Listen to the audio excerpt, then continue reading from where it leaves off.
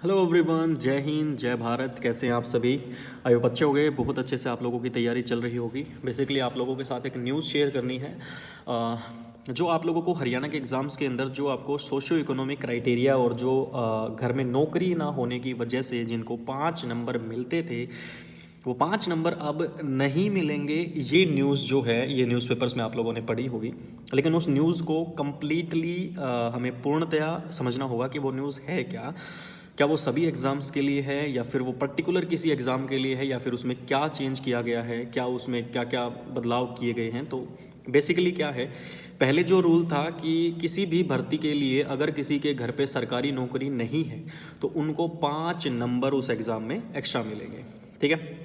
लेकिन और एक क्या हुआ था कि जिनकी सालाना आय परिवार की 3 लाख से कम है उनको 5 नंबर एक्स्ट्रा मिलेंगे नौकरी के। लेकिन अब उसमें थोड़ा सा चेंज किया है। चेंज क्या किया है, बाकी सारी भर्तियां आपकी एज इट इज़ रहने वाली हैं, उसमें कोई बदलाव नहीं है। जो आपका CET कॉमन इंट्रेंस टेस्ट जो आपका होगा ग्रुप सी और ग्रुप डी की भर्ती के लिए, उसके अंदर मैक्सिमम 5% का बेनिफिट मिल सकता है। और वो जो 3 लाख वाला क्राइटेरिया था अब उसको घटा के 1.80 लाख रुपए कर दिया है।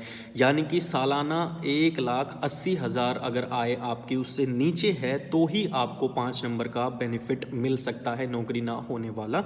अगर आपकी 1,80,000 से ज़्यादा आय है, यानी कि महीने की 15,000 रुपये से ज़्यादा आय है, तो वो 5 नंबर के ऊपर आप हक नहीं जता सकते हैं।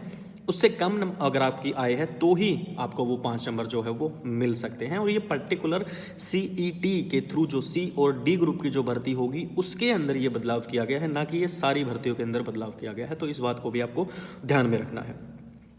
तो आई होप आपको चीज़ें क्लियर हो गई होंगी। और मैक्सिमम 5% तक का ही आपको कंप्लीटली जो है प्रॉफिट उसमें मिलेगा CET के अंदर।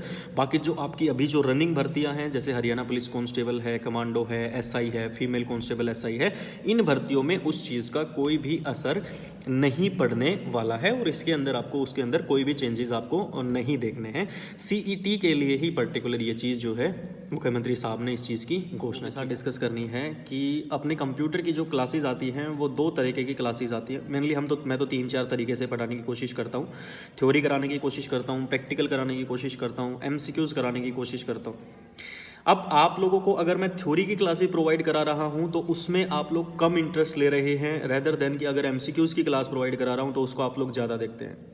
दोस्तों मानता हूं MCQs की प्रैक्टिस करना बहुत ज़रूरी है, लेकिन जिन कॉन्सेप्ट्स के ऊपर HSSC MCQs पूछ रहा है वो MCQs की लैंग्वेज को चेंज कर रहा है, इसलिए कॉन्सेप्ट को पढ़ना बहुत ज़्यादा ज़रूरी है।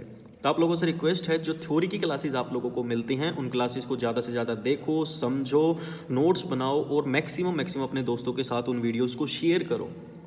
कॉन्सेप्ट अगर समझ गए आप तो फिर आप उससे रिलेटेड किसी भी तरीके का अगर क्वेश्चन आता है पेपर में, आप उसको सोल्व करने में आप कैपेबल हो जाओगे। फॉर एग्जाम्पल, अगर आपने रट्टा मार लिया है कि ईमेल भेजने या ईमेल प्राप्त करने के लिए कौन सा प्रोटोकॉल प्रयोग में आता है, तो आपने रट्टा मारा है SMTP, simple mail transfer protocol. लेकिन उस सिंपल मेल ट्रांसफर प्रोटोकॉल के अंदर से अगर क्वेश्चन घुमा के यूजर एजेंट के बारे में पूछ लिया, क्लाइंट सर्वर के बारे में पूछ लिया, MTA के बारे में पूछ लिया, MUA के बारे में पूछ लिया, तो आप वहाँ पे गड़बड़ कर देंगे, क्योंकि आपका कॉन्सेप्ट वहाँ पे क्लियर नहीं है। इसलिए SMTP, FTP या ऐसे किसी भी थ्योरी क्लास जो मैं आपको देता हूँ ना दोस्तों, उस थ्योरी क्लास को बनाते समय बहुत समय लगता है, नोट्स प्रिपेयर करने पड़ते हैं, PPT बनानी पड़ती है, फिर आप लोगों के सामने उसको प्रेजेंट करना पड़ता है, उसमें बहुत मेहनत लगती है।